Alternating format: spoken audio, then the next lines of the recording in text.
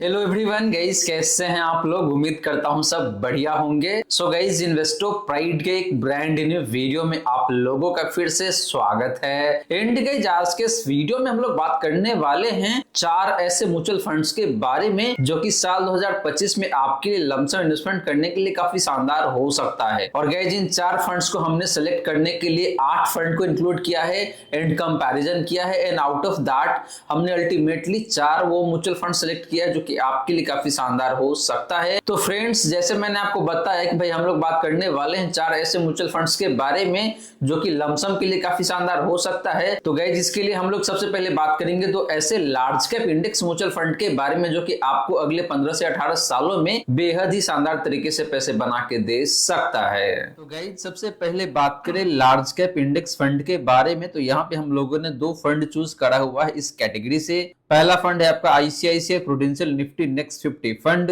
Second fund है आपका यहाँ पे UTI Nifty next 50 fund. And in दोनों फंड्स को हम लोग कंपेयर करने वाले हैं इसके कैटेगरी एवरेज से। तो पहले बात कर लेते हैं लमसम रिटर्न का। तो लास्ट 1 ईयर में ICICI prudential Nifty next 50 fund का जो रिटर्न है वो है यहाँ पे आपका 36.87% का। यूटीआई निफ्टी नेक्स्ट 50 फंड का लास्ट 1 ईयर का रिटर्न की बात करें तो वो है यहाँ पे आपका 37.23% का। एंड बात करें कैटेगरी एवरेज का पिछले 1 साल का रिटर्न का तो वो निकल के आता है यहाँ पे आपका 21.56% का। तो गाइस, लास्ट 1 ईयर में दोनों ही इंडेक्स फंड का जो रिटर्न है ये बेहद ही शानदार दिखने को मिलता है अपने कैटेगरी के कंपैरिजन में। एंड दोनों फंड्स ने ऑलमोस्ट सिमिलर लाइन पे ही परफॉर्म करके आपको दिया हुआ है, बहुत ज्यादा का अंतर नहीं है। तो लास्ट 1 ईयर में या फिर कह लीजिए वाईटीडी यानी कि साल 2024 में अभी तक इन दोनों ही इंडेक्स फंड्स ने काफी अच्छे तरीके से आपको पैसे बना के दिया हुआ है।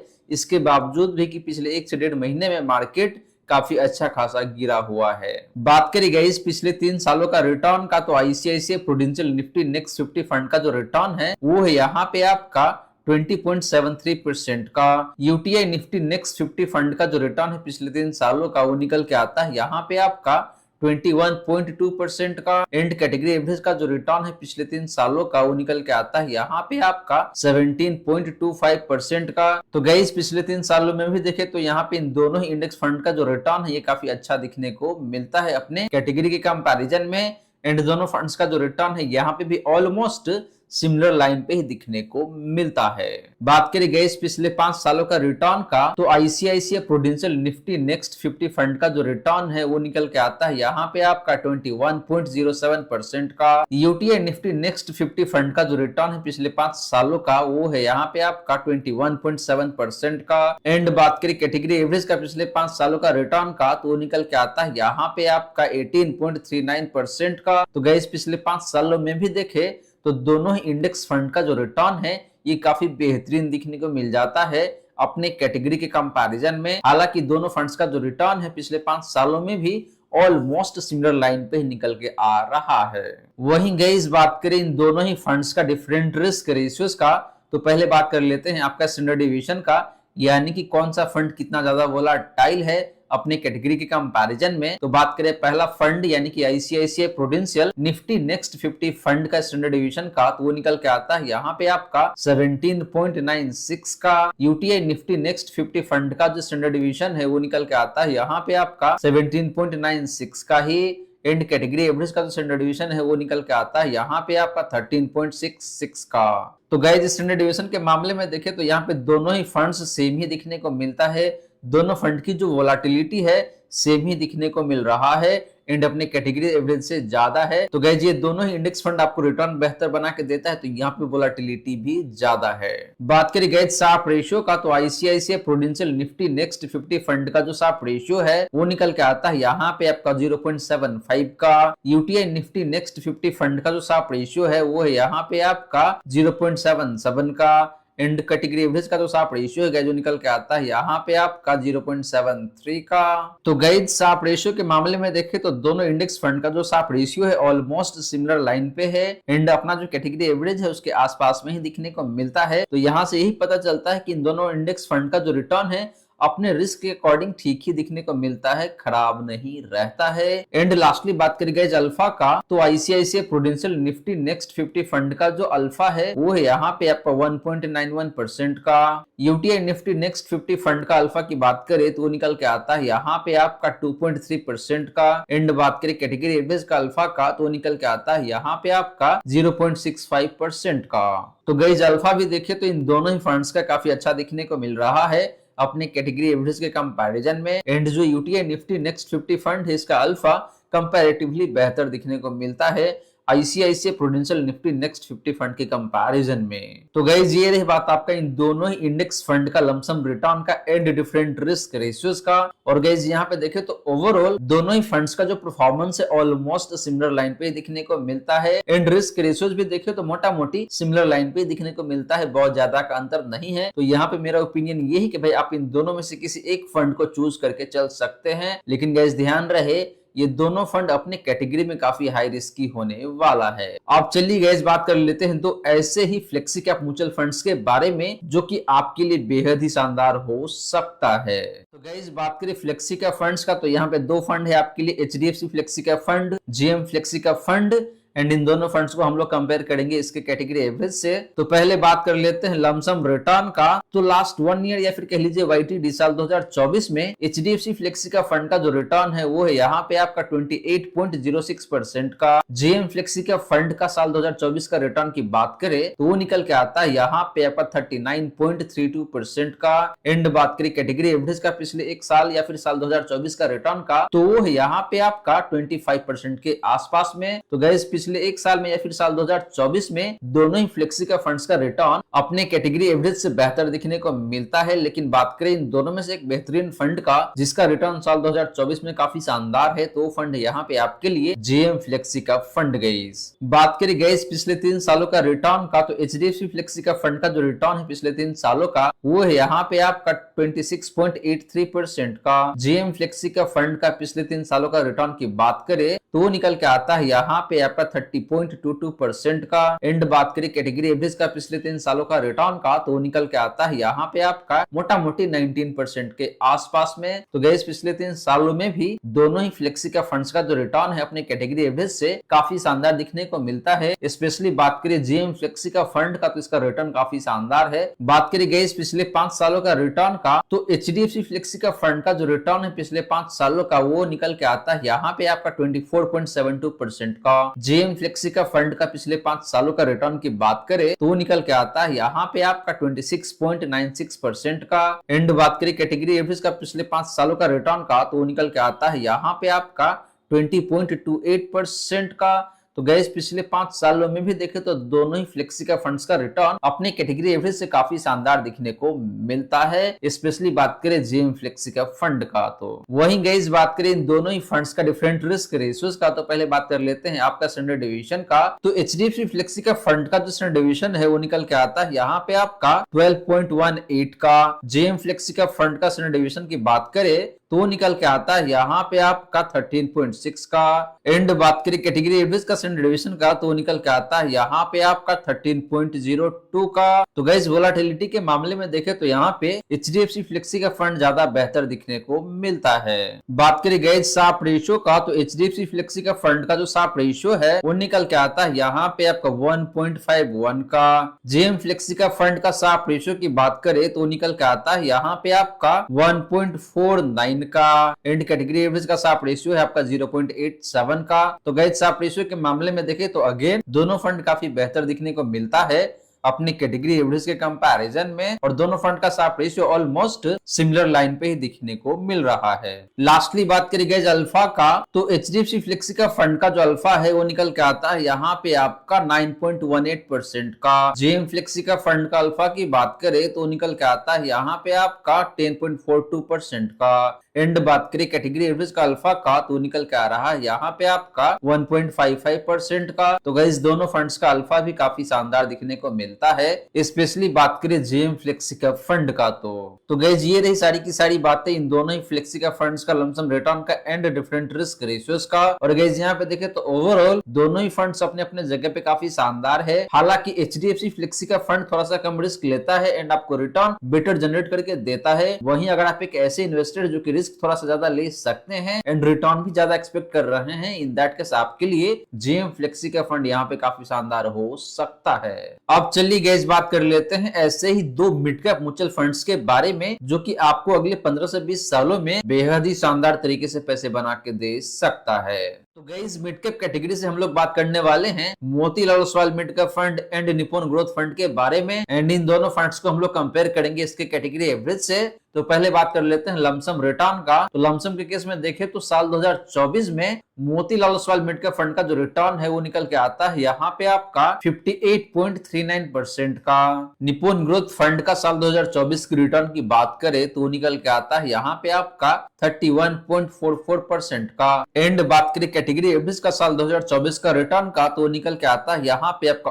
ऑलमोस्ट 32% के आसपास में। तो गाइस साल 2024 में निप्पॉन ग्रोथ फंड ने अपनी कैटेगरी एवरेज को अंडर परफॉर्म किया हुआ है, मार्जिनली ही सही लेकिन अंडर परफॉर्मेंस जरूर है यहाँ पे। लेकिन बात करें guys Motilal Oswal mid cap fund का तो इस फंड ने साल 2024 में आपको बेहद ही शानदार तरीके से पैसे बना के दिया हुआ है। बात करें गाइस पिछले 3 सालों का रिटर्न का तो Motilal Oswal mid cap fund का जो रिटर्न है पिछले 3 सालों का वो निकल के आता है यहाँ पे आपका 38.09% का। निप्पॉन ग्रोथ फंड का पिछले 3 सालों का रिटर्न की बात करें तो वो है यहाँ पे आपका 29.08% का। एंड बात करें कैटेगरी एवरेज का पिछले 3 सालों का रिटर्न का तो निकल के आता है यहाँ पे आपका 24.81% का। तो गाइस पिछले 3 सालों में देखें तो दोनों ही मिड कैप फंड्स का जो रिटर्न है अपनी कैटेगरी से बेहतर दिखने को मिलता है। हालांकि बात करें इन दोनों में से एक बेहतरीन फंड का जिसने पिछले 3 सालों में भी आपको शानदार रिटर्न दिया है तो वो फंड यहाँ पे आपके लिए again Motilal Oswal mid cap fund. Guys बात करें गाइस पिछले 5 सालों का रिटर्न का तो Motilal Oswal mid cap fund का जो रिटर्न है पिछले 5 सालों का वो निकल के आता है यहाँ पे आपका 35.16% का। निप्पॉन ग्रोथ फंड का पिछले 5 सालों का रिटर्न की बात करें तो निकल के आता है यहाँ पे आपका 31.24% का। एंड बात करें कैटेगरी एवरेज का पिछले 5 सालों का रिटर्न का तो निकल के आता है यहाँ पे आपका 28.6% का।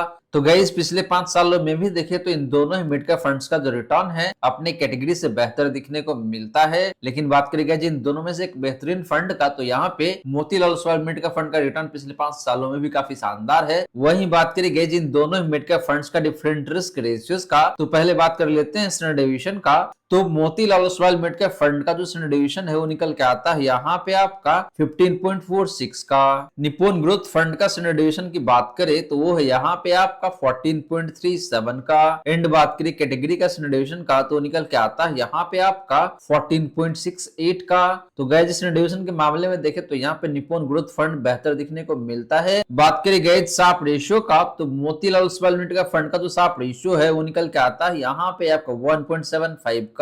निप्पॉन ग्रोथ फंड का शार्प रेशियो की बात करें तो वो निकल के आता है यहाँ पे आपका 1.38 का। एंड बात करें कैटेगरी का शार्प रेशियो का तो निकल के आ रहा है यहाँ पे आपका 1.13 का। तो गाइस शार्प रेशियो के मामले में भी देखें तो यहाँ पे दोनों फंड्स का शार्प रेशियो काफी बेहतरीन दिखने को मिलता है अपने कैटेगरी के कंपैरिजन में। लेकिन बात करें इन दोनों में से एक बेहतरीन फंड का जिसका शार्प रेशियो काफी शानदार है तो फंड यहाँ पे आपके लिए again Motilal Oswal mid cap fund. Guys lastly बात करी गई अल्फा का तो Motilal Oswal mid cap fund का जो अल्फा है वो निकल के आता है यहाँ पे आप 12.96% का। निप्पॉन ग्रोथ फंड का अल्फा की बात करें तो निकल के आता है यहाँ पे आपका 4.6% का। एंड बात करें कैटेगरी का अल्फा का तो निकल के आ रहा है यहाँ पे आपका 1.34% का। तो गाइस अल्फा के मामले में भी देखें तो यहाँ पे दोनों फंड्स का अल्फा काफी शानदार दिखने को मिलता है। स्पेशली बात करें Motilal Oswal mid cap fund का तो इसका अल्फा काफी बेहतरीन दिखने को मिलता है ऑलमोस्ट 13% के आसपास में। यानी कि इस फंड ने पिछले 3 सालों में अपने बेंचमार्क इंडेक्स को मोटा मोटी 13% से बीट किया हुआ है। तो गाइस ये रही बात आपका इन दोनों मिड कैप फंड्स का लमसम रिटर्न का एंड डिफरेंट रिस्क रेशियोज का। और गाइस यहाँ पे देखें तो ओवरऑल मुझे Motilal Oswal mid cap fund काफी शानदार दिखने को मिलता है क्योंकि इस फंड का रिटर्न भी काफी शानदार है है एंड रिस्क रेशियोज भी देखे तो काफी बेहतरीन दिखने को मिलता है। हाँ, ये बात जरूर है कि भाई इस फंड का जो रिटर्न की वोलेटिलिटी है थोड़ा सा हायर साइड में दिखने को मिलता है। अब चलिए गाइस बात कर लेते हैं दो ऐसे ही स्मॉल कैप फंड्स के बारे में जिसमें पहले तो लमसम अलाउड है एंड ये दोनों फंड्स आपको काफी बेहतरीन तरीके से पैसे बना के दे सकता है आने वाले 12 से 15 सालों में। तो गाइस स्मॉल कैप कैटेगरी से हम लोग बात करने वाले हैं quant small cap and Canara Robeco small cap fund के बारे में एंड इन दोनों फंड्स को हम लोग कंपेयर करेंगे इसके कैटेगरी एवरेज से। तो पहले बात कर लेते हैं लमसम रिटर्न का। तो साल 2024 में क्वांट स्मॉल कैप फंड का जो रिटर्न है जो निकल के आता है यहाँ पे आपका 30.44% का। Canara Robeco small cap fund का साल 2024 की रिटर्न की बात करें तो निकल के आता है यहाँ पे आपका 29.27% का। एंड बात करें कैटेगरी एवरेज का साल 2024 का रिटर्न का तो निकल के आता है यहाँ पे आपका 31.89% का। तो गए साल 2024 में इन दोनों स्मॉल कैप फंड्स ने अपनी कैटेगरी को अंडर परफॉर्म किया हुआ है, मार्जिनली ही सही लेकिन अंडर परफॉर्मेंस जरूर दिखने को मिल रहा है। और गाइस एक बात आप सभी को मैं यहीं पे क्लैरिफाई कर दूं कि ये दोनों फंड मैंने क्यों चूज किया हुआ है, क्योंकि गाइस स्मॉल कैप कैटेगरी से काफी सारे फंड ऐसे हैं जहां पे सिर्फ और सिर्फ एसआईपी ही अलाउड है, लमसम अलाउड नहीं है। और यही दोनों फंड है जो कि मुझे काफी अच्छा लगता है जहां पे एसआईपी भी अलाउड है एंड लमसम अलाउड है। तो यही रीजन है जिसकी वजह से मैंने इन दोनों फंड्स को यहाँ पे कंसीडर किया है। बात करें गाइस पिछले 3 सालों का रिटर्न का तो क्वांट स्मॉल कैप फंड का जो रिटर्न है पिछले 3 सालों का वो निकल के आता है यहाँ पे आपका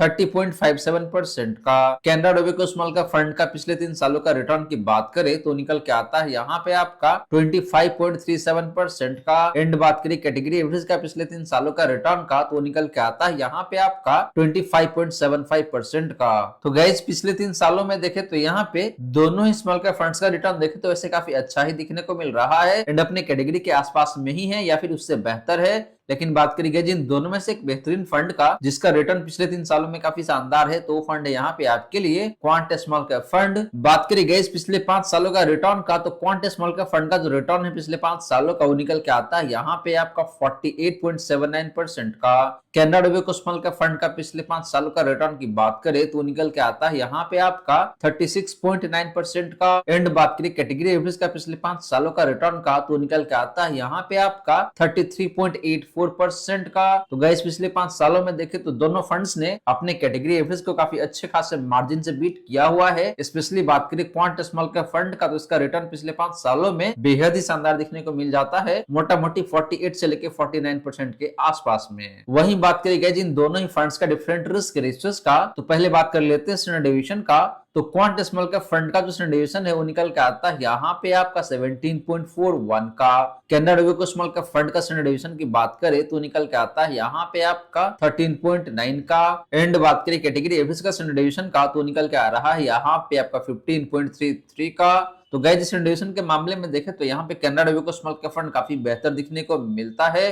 बात करें गाइस शार्प रेशियो का तो क्वांट स्मॉल कैप फंड का जो शार्प रेशियो है वो निकल के आता है यहाँ पे आपका 1.29 का। Canara Robeco small cap fund का शार्प रेशियो की बात करें तो निकल के आता है यहाँ पे आपका 1.22 का। एंड बात करें कैटेगरी का शार्प रेशियो का तो निकल के आ रहा है यहाँ पे आपका 1.15 का। तो गाइस शार्प रेशियो के मामले में दोनों ही फंड्स अपने कैटेगरी से बेहतर दिखने को मिलता है। स्पेशली बात करें क्वांट स्मॉल कैप फंड का तो इसका शार्प रेशियो थोड़ा सा बेहतर दिखने को मिल रहा है। लास्टली बात करी गई अल्फा का तो क्वांट स्मॉल कैप फंड का जो अल्फा है वो निकल के आ रहा है यहाँ पे आपका 5.94% का। Canara Robeco small cap fund का अल्फा की बात करें तो निकल के आ रहा है यहाँ पे आपका 3.96% का। एंड बात करें कैटेगरी एवरेज का अल्फा का तो निकल के आ रहा है यहाँ पे आपका 3.1% के आसपास में। तो गाइस अल्फा के मामले में भी देखे तो दोनों ही स्मॉल कैप फंड्स का जो नंबर है बेहतर दिखने को मिलता है अपने कैटेगरी एवरेज से। हालांकि बात करें इन दोनों में से एक बेहतरीन फंड का तो क्वांट स्मॉल कैप फंड का जो अल्फा है कंपैरेटिवली बेहतर दिखने को मिल रहा है।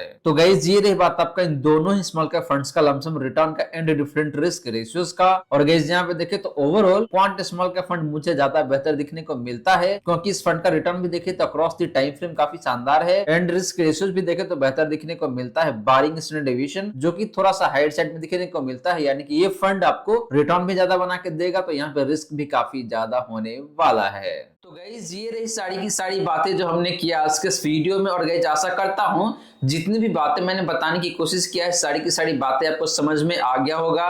मन में अगर कोई डाउट है या फिर कोई क्वेश्चन है तो कमेंट सेक्शन में पूछ लीजिए।